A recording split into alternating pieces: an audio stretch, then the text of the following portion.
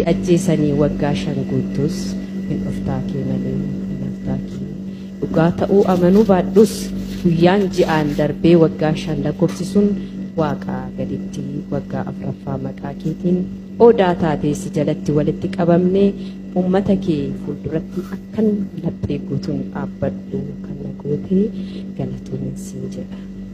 Haceekoo jecha kee keessatti jiraachuu kee keessattan jiraachuu koo argi ijoollee kee keessattan abdii koo horadhe. Haceekoo guutummaa kee ibsa hirummaa kee dubbadha onnee keetu dhahataa qaama keetu hollataa beekaa koo abbaa dhugaa abbaa hayyuu bookkisaa bara balkumee maayikiidhaan gabrummaan nurraa jijjiirrame utataa lubbuun kee simmararre garmaamaa adawaa fardeen dabalamee dhugaan dhaalamee ummataaf deebi'e ofitti amanamummaa kee osoo hin jijjiirramne gootummaa keetiin ija kee bananne gootummaa keetiin ija kee bananne hin bananne.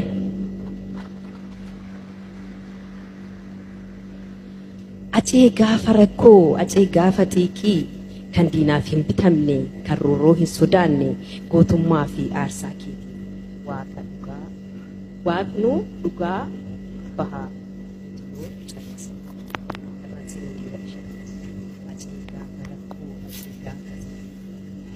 ani wali Hacaaluu Hundeessaati. Ani immoo milkii Hacaaluu Hundeessaati. Anis giftii Hacaaluu Hundeessaati.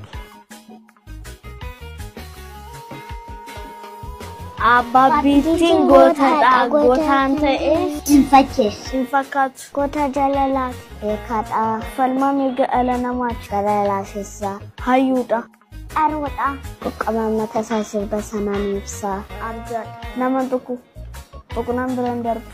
Yaa Waaqayyo abbabbiitti waan nuti keessi galateeffanna. Abbabbiitti waan kee ta'uu keenyaan sitti boonna. Kiyyuu koo si jaalannaa nu jabaadhu.